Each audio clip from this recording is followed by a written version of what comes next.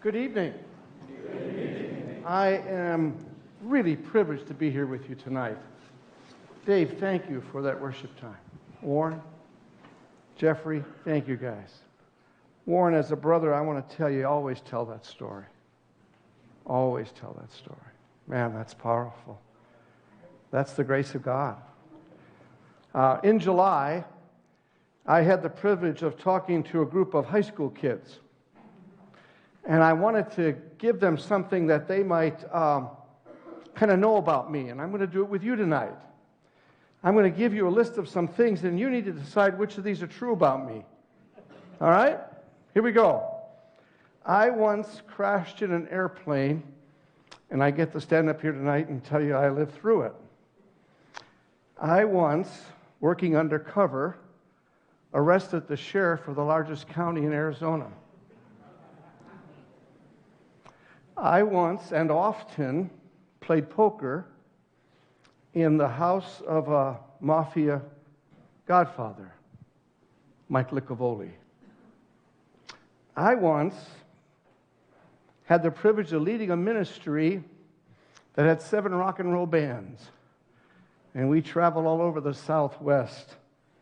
And God used us to lead just hundreds to Christ. About 10 years ago, my friend and I did a very crazy thing. We did a 80-mile wilderness trip in Alaska down a river without a guide. I once shook the hand of President John F. Kennedy. Now I'm wondering, as you think about those things, which of those things do you think might not be true about me?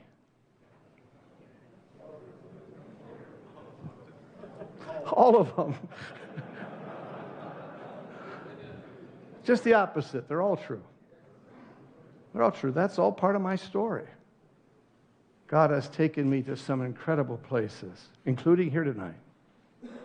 What I would like to do with you this weekend is I want to talk with us about the miracles of God's grace.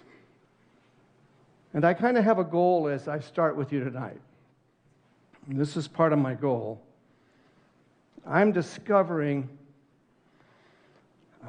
that for many of us, our theology is not touching our reality. And I want to tell you something. One of my goals is to tell you this, that when my theology does not touch my reality, it's because I don't understand God's grace. One of the miracles of God's grace is that He can touch my reality. So I want you to think about that a lot as we go through this time together. In this booklet that they gave to you, there is an outline called Authenticity. And I'd like you to be able to go to that outline with me.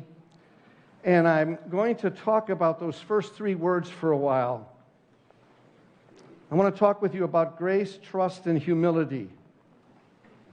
And before I do that, I want to read to you from 1 Peter in the New Testament in chapter 5. And it says these words: God opposes the proud, but He gives grace to the humble. Humble yourselves, therefore, under the mighty hand of God, so at the proper time He may exalt you. I want to tie these 3 words together. Here's what I'm discovering. That God gives grace to the humble.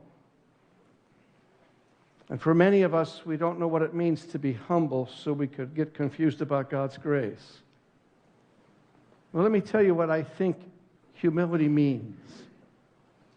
Humility means trusting God and others with me. Humility means trusting God and others with me.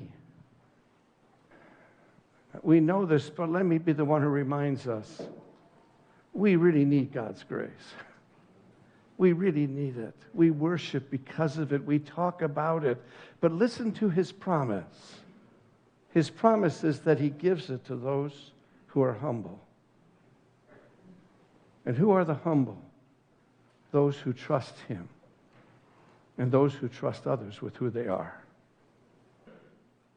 if I am not able to trust God, I will never know His grace. Listen, I may have tons of theology and never know God. Listen carefully. The knowledge of theology is not the key to you knowing God. The key to knowing God is trusting God. But that takes humility.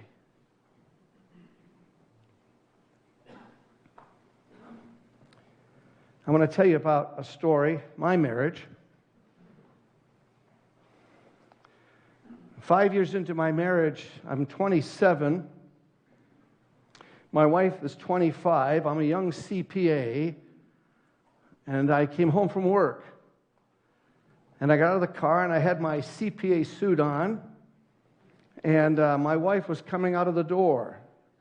I thought she was coming out of the door to greet me. But before I could go in the house, she said to me, "Bill, you don't need to go in the house. We need to go somewhere for a drive. I need to talk to you." Now, she had greeted me many times, but never with those words. And so I immediately tried to buy some time, and I said to her, "Well, honey, what about the kids?" And she says, "Bill, it's okay.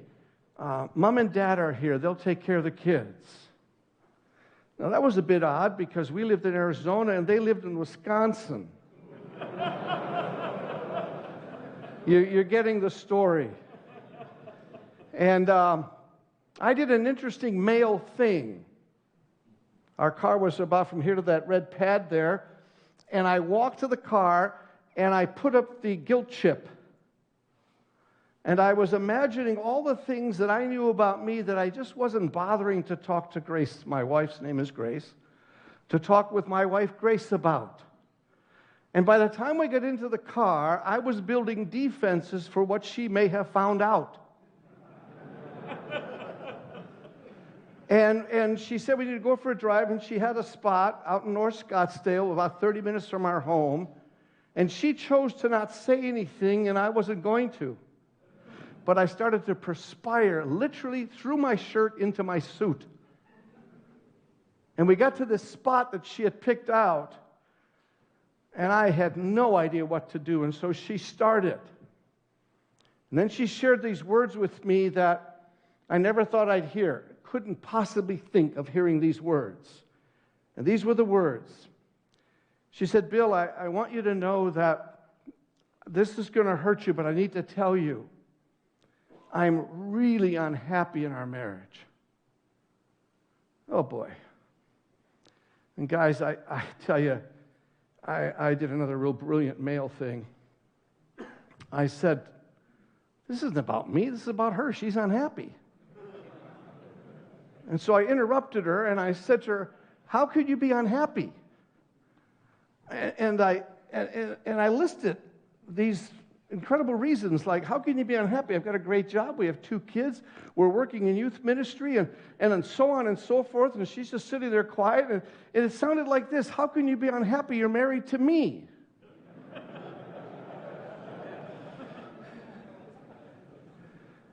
And then she said some words that changed my life.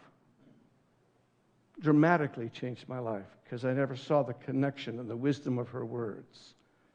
So before I say this to you, I want you to write another word in that first line. I want you to write the word love there. It is very, very important that in order for us to know God's grace, we have to experience love. That's very important. Grace is not a theological dogma. It is an experiential reality. So my wife said these words to me: "Bill, wouldn't you like to know why I'm so unhappy?" Yeah, okay, well, let's start there. She said this: "Bill, we can't live in a relationship where only you get to love me. Why won't you let me love you?" Now listen to her words. Why don't you trust me?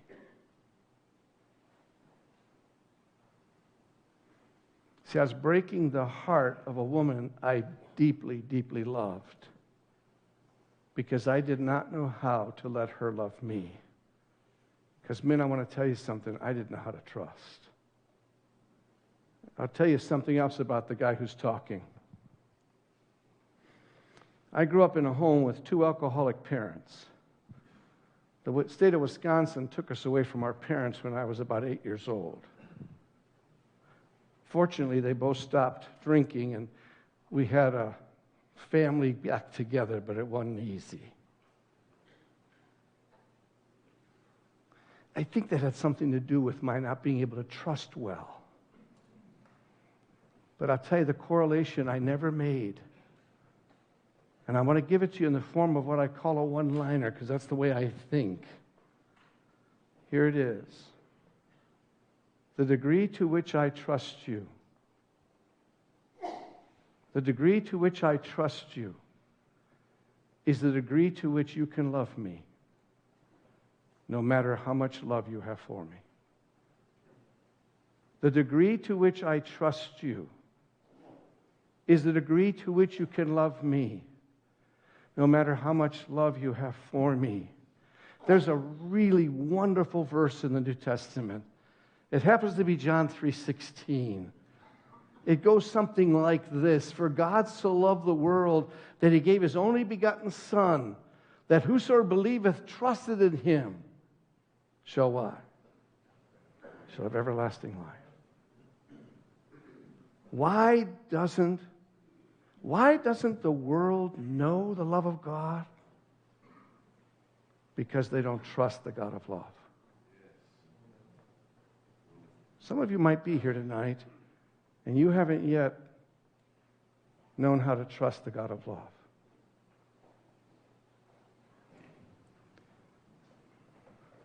Or you may be someone who years ago made sure that you were going to accept Jesus Christ, but you haven't learned to trust him with your life today.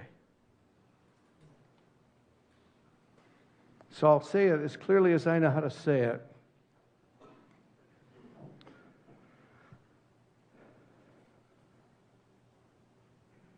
We need to learn to express trust so we can experience grace.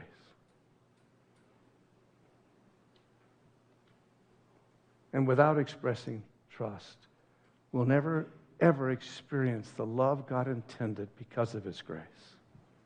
With and for each other. And I want to tell you the rest of that night. When my wife shared that with me, my heart just broke. I was a Christian 10 years. I was really involved in youth work.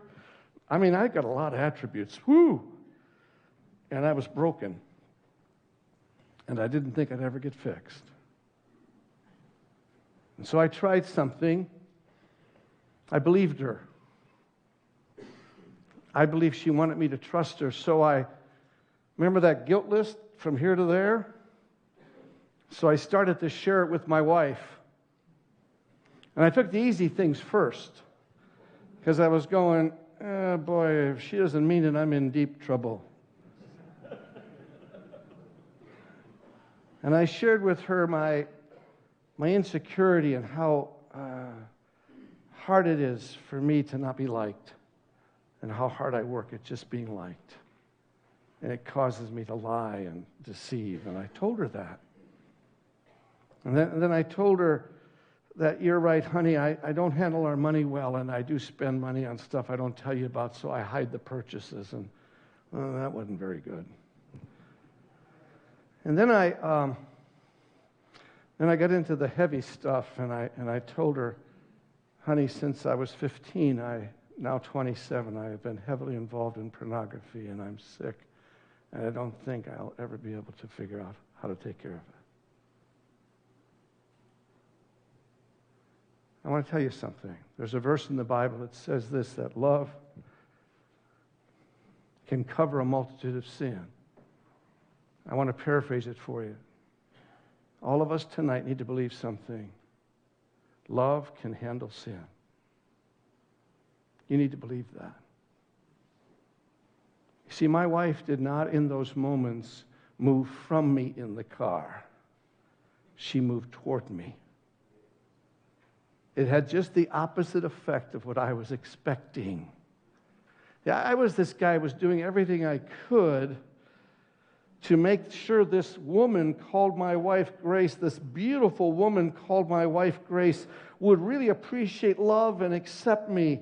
The only problem is she had no access to me. Do you understand something, men? Our wives never really want what we give them.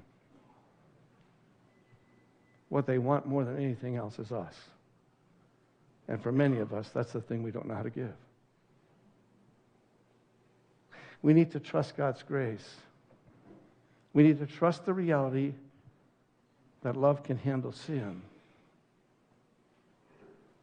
It is amazing. I mean, I'm telling you, I can't even exaggerate it for you. I was really unhealthy. But it was an interesting phenomenon going on with the guy in the car called me. In all of that I was sharing with her, I was still unbelievably self-righteous. Because I was thinking, at one moment in the car, I was thinking this thought. If Grace were telling me these things, I'd kick her out of the car. You see, because I want to tell you something. Until we learn to trust and receive love, brothers, we never learn to give love well. It's a biblical axiom. We love because we are loved. And if you don't know how to let someone close to you love you because you don't know how to trust, I want to tell you something else. You don't know how to love. And you're robbing all of your key relationships of you and your love.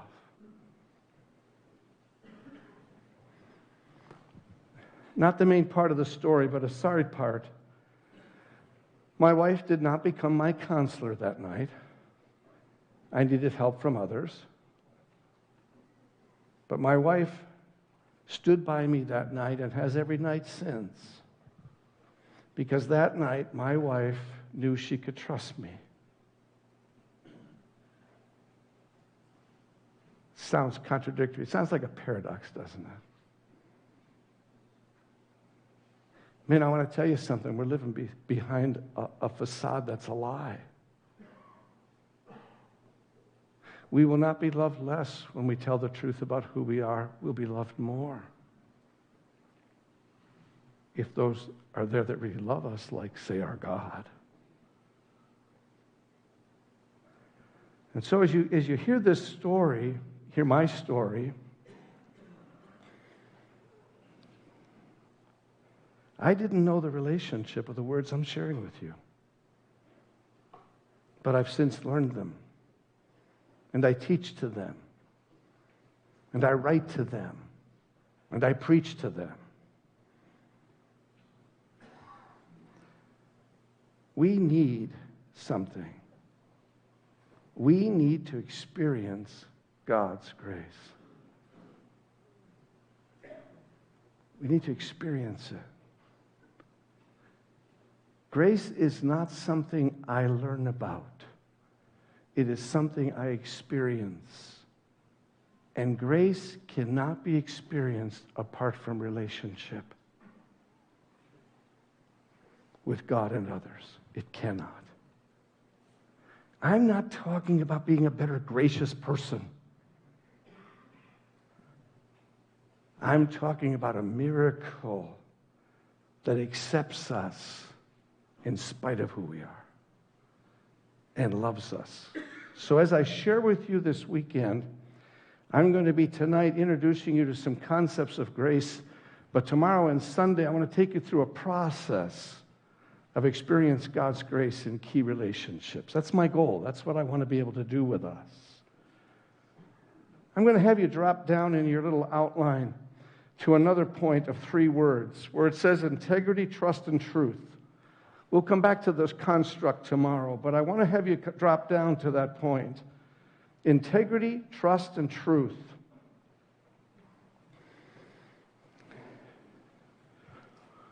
This is that point. This is the point of these three words. Who do you choose to trust? And why would anybody trust you? If trust is necessary for us to experience love, then what do we need to understand? One of the things we need to understand, men, is this: that your integrity as a man, your integrity is for the benefit of those who trust you. Your integrity is not an attribute, a Christian attribute that you kind of wear in your belt. No, integrity is a relational word. I don't know this man right here. What's your name? Craig. I don't know Craig. But I know this. I'd be an idiot if I went up to him and I said to him, "Hey, Craig, my name is Bill. You can trust me." And you'd all would laugh and say, "You're right. You're an idiot." But listen to this. What if I had the courage as a man to walk up to a man like Craig and say to him, "In order to have a relationship with you, what would I need to do to earn your trust? What would I need to do to earn your trust?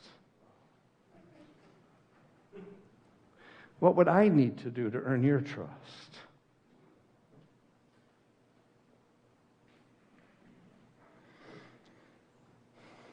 Let me talk to you about integrity.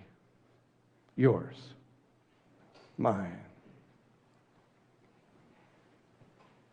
Our integrity can only develop.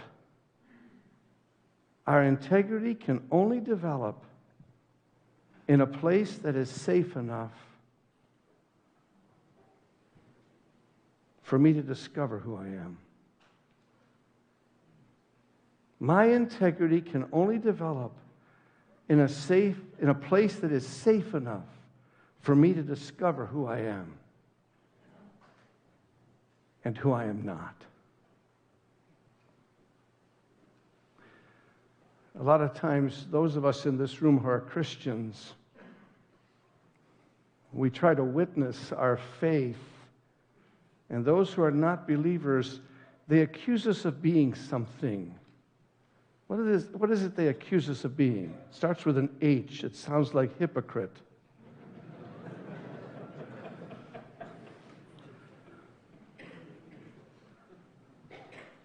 That's a tragic reality. Because it says something. It says this: that you to them are not who you say you are. I want to tell you that again. You to them are not who you say you are. You lack integrity. I'm going to say it again. Without integrity, you cannot be trusted. Did you hear what I said a few minutes ago? What's the relationship between trust and love? What did I say? What's the relationship between trust and love? What did I say? The degree to which you are trusted is the degree to which you can love. You may never think the thoughts I think, but I'll share this with you. If the world thinks you're a hypocrite, they'll never let you love them. I don't know if you've noticed it, but they're really unimpressed with how little you try to sin. They're really unimpressed. In fact, you kind of make them mad. And that's why they call us hypocrites. Listen to the words of Jesus. The world will know you are my disciples because you sin less than they do.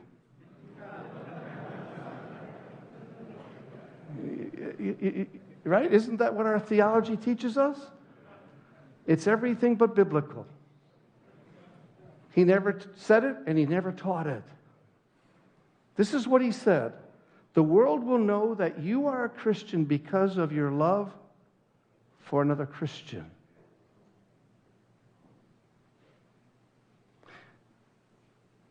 We go to way too many seminaries on how not to, way too many seminars on how not to sin.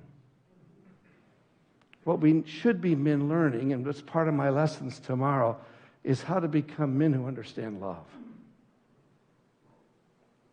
Our integrity is for the benefit of those who trust us so we can love them.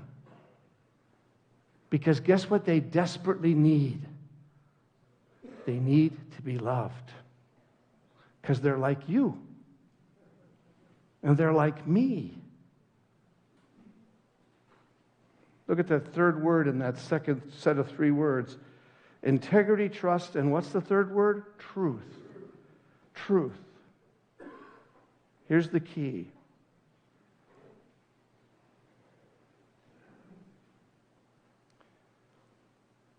When you and I make a mistake in sharing the gospel, the mistake we make is that we reduce it to a message that never involves us.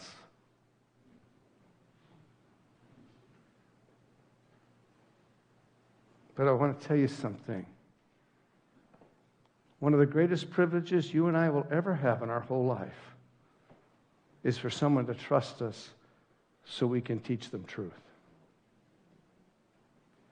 So here's another one-liner.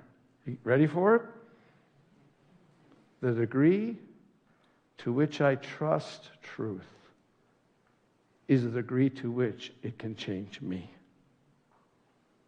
Knowledge cannot transform. Only truth can.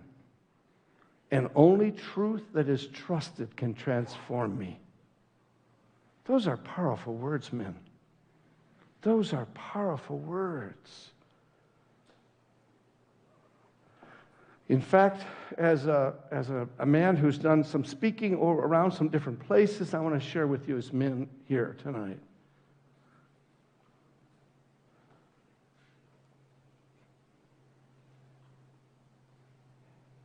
How much you know is never as important as how much you trust. Ever. Ever. Look at the next little line down on the outline. Grace changes our life focus. It actually changes my worldview. It says, how I view myself is the most revealing commentary of my theology. Over the last 6 years, I've had the privilege of being part of a group called TACT, Theological and Cultural Thinkers. And there are some pretty heady guys in that group who are really smart, and I love them, and you'd know their names if I rattled them off. And so I sat with that group one day, and I supposed, what if this were true to the group? Because most of us believe this, that how I view God is the most revealing commentary of my theology. I don't believe it is. Listen carefully.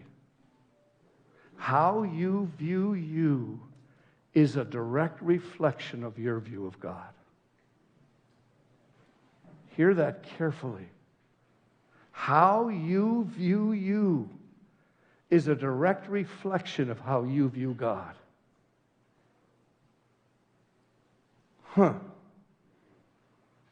Whoa, that can't be true. No, erase that one. No, it is true. Let me tell you why it's true.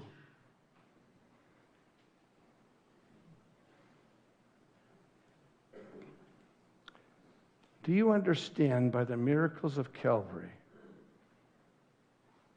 that God in His grace has not only given you eternal life, but He's giving you a new life as part of His family?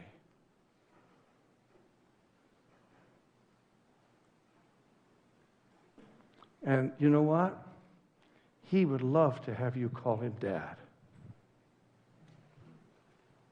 He'd love to have you call him Dad. In fact, he'd like you to call him Daddy. But you know what? If I don't believe what I just said is true, that I am in fact, by God's grace, put into the very family of God, I'll never see God as Daddy. He'll be some separate God who I know loved me enough to die for me, but I don't know much more than that and don't care to because I'm such a whatever. Listen to the words. When we understand God's grace, we begin to understand the depths of his provision at a place called Calvary. Oh, man. And you know that once I accept Jesus Christ, the issue of my life is not the issue of my sin, but the issue of my love. Look at the last line on that little outline. Just look at that last line. It says this: grace changes how we treat each other and our sin issues. Now, I want to talk about you for a minute. I want to talk about how I see you. So I'm going to walk down here, and I don't know this man right here, and he wishes I wouldn't do this. But what is your name? Shafin. His name is Shafin. I don't know Shafin, obviously. Now listen carefully. If this man has accepted Jesus Christ as his personal Savior, he is a saint. He is a saint. He is not striving to become a saint. He is a saint. And I want to tell you something. If I believe that, it changes everything about our relationship. Because I want to tell you, if I know that this man has accepted Jesus Christ as his personal Savior, and I still choose to see him as a sinner, it's going to affect everything about our relationship. And I want to tell you why. I'm going to stand next to him. He's going to wish he never even came tonight. Well, watch very carefully. The intention of God's grace is that we would see each other as saints with our sin in front of us so that we could work on it together instead of as sinners with our sin between us. You hear what I just said? It changes everything about our relationship. Not just something, everything.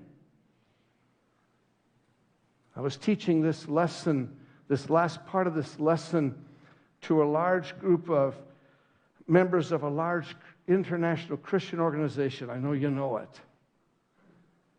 And they had never quite heard it that way. And after I taught this part, we had a break, and two men came up just immediately. And the first man said to me, "He's got something he needs to tell you." I thought, well, why doesn't he tell me? And then he said, but before he tells you something, he said, this man said, started to cry. He said, I need to tell you something. He said, yesterday, if this man had told me what he told me, on the basis of what he told me, I would have given myself permission to reject him. And now, because of what you taught, I don't know what to do with him. What do I do with this guy now? He's chosen to trust me with a deep issue of moral impropriety. And if I just saw him as a sinner, golly, I could have got rid of him. But now that I see him as a saint, my brother, I don't know what to do with him. And for most of us, our theology doesn't teach us what to do with each other. We need to understand God's grace. And so the second man said to me, this is what I told him. And I agreed he needed some help. But I'm going to tell you what I told the first man. I said, you may not know what to do, but I'll tell you what he needs. He needs you to go with him when he gets the help. And he needs you to stand with him through the help. And he needs to know you love him in spite of what you know. I don't know the amount of time, let's say 4 months, 6 months later, these two guys come to Phoenix to see me, to tell me how they're doing. It was a great time. It was just a great time. The second guy with, quote, the problems, he was doing really well. The first guy wasn't doing as well.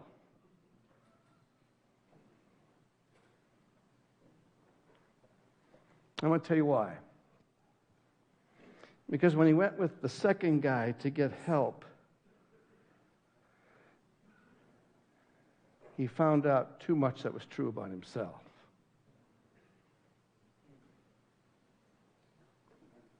And he didn't have any intention of telling on himself. Because he thought it was his job, now that his brother was all screwed up, to act like he wasn't. And that somehow the guy acting like he wasn't screwed up was going to help the guy who was screwed up, who was getting the help. It gets kind of complicated.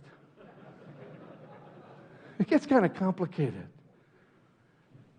So I want to share with us how important this understanding of grace is. Do you understand that God actually called you as a Christian alongside your brother to bear his burdens? And I want to tell you, if you don't see him well because of God's grace, you'll never stand with him. And like these two men, I'm going to give you a hint. I meet with a lot of men.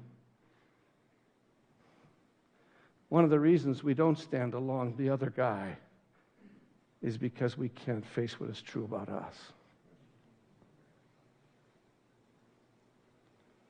So I started tonight with these words. One of my goals this weekend is to have our theology touch our reality. To have our theology touch our reality.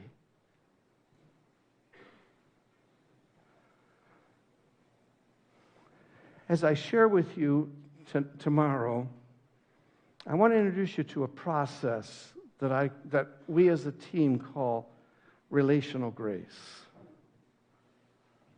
The power of protective love.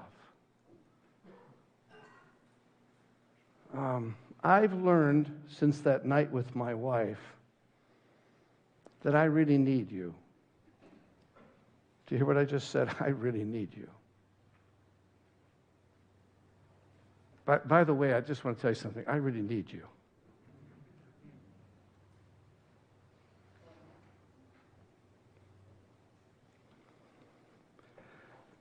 If you're watching the news at all, or reading the paper, you might notice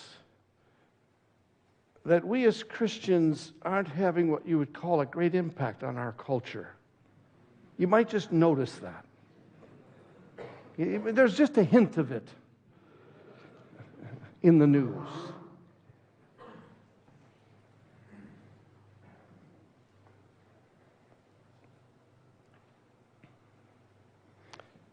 I want to suggest to you that until we as Christians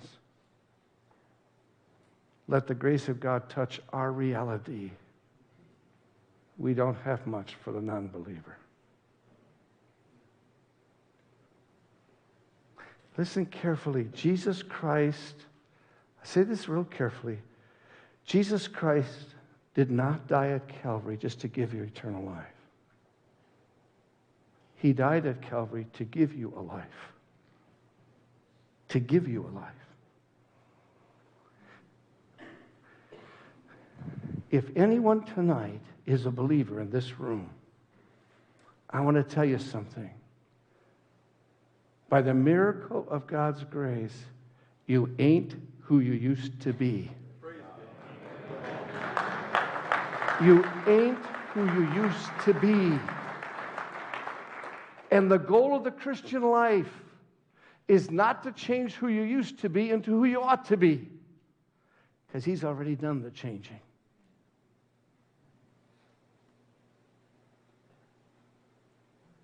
We need to believe who God says we are. We need to live out of who God says we are. We need to live in relationship out of the reality of who we are. Now, we're going to get used to my one-liners, but here it goes. When my fear of the power of sin is greater than my confidence in the grace of God, when my fear of the power of sin is greater than my confidence in the grace of God, I will hide who I am from you.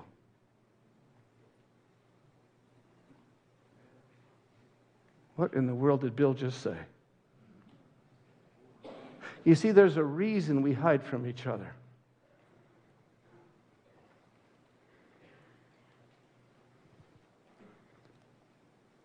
It's because we fear the power of sin. And this is a paradox for us as Christians. Do you know that as a Christian, I am desperately wanting to be known, and I'm scared to death I will be? How do I get into the reality of getting past this paradox?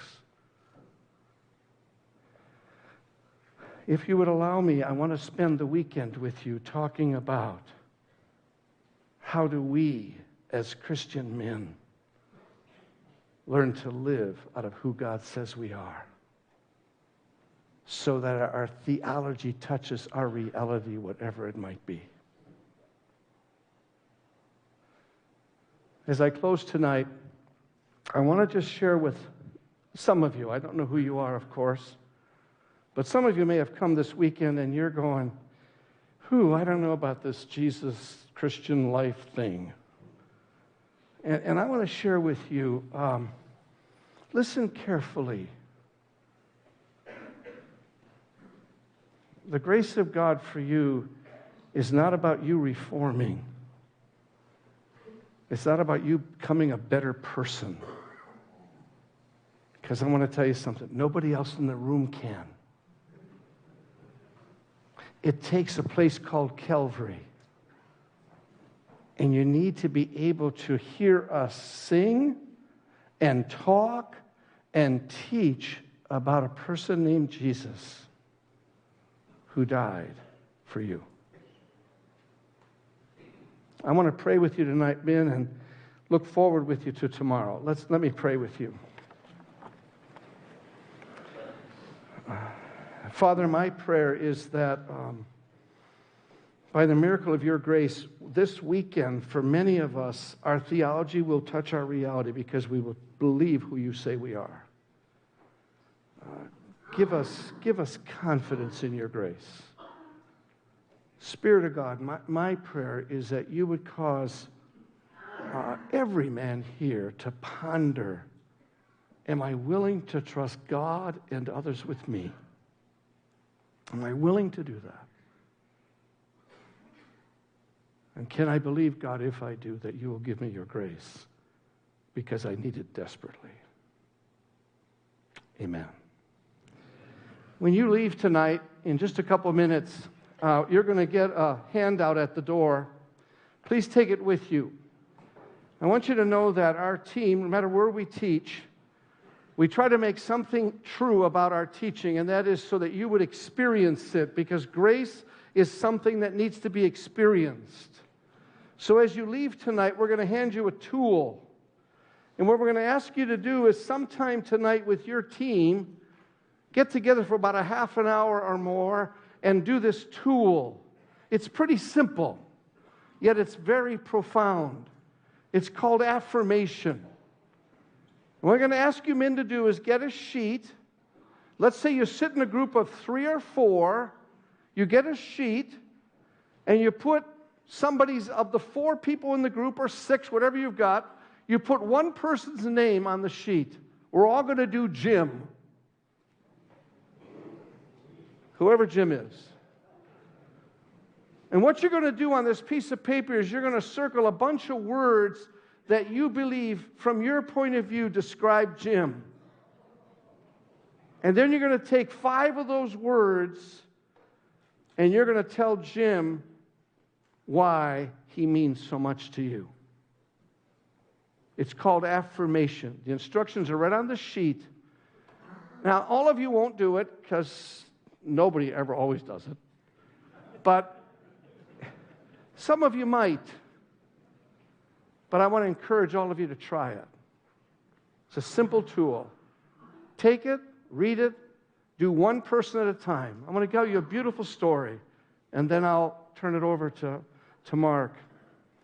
We did this exercise, this tool, with a group of people in Philadelphia. And they were on the staff of a large organization, and 8 of the people in the audience were women. 8 of them.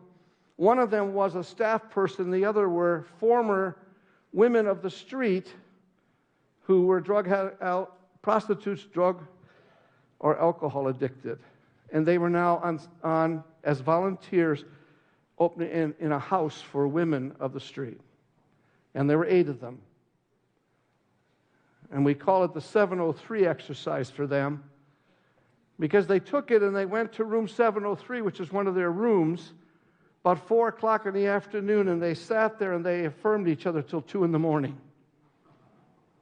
I didn't know it till the next morning, and one of them walked up to me, this beautiful black woman, and she walks up and she puts my hands on her face, and she's right about here, and she looks up at me and she says, "When you put your hands on my face, what do you see?"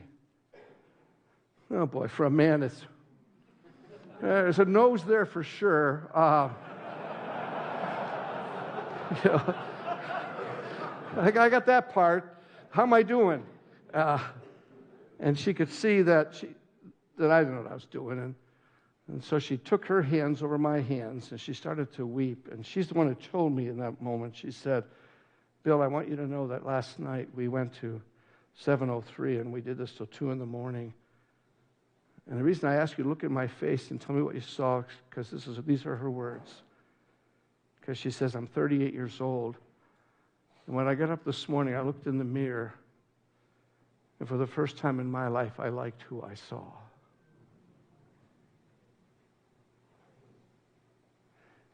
Men, I want to tell you something. If we live in communities that do not affirm us, we never know who we are. Please try this exercise. Mark, come on up.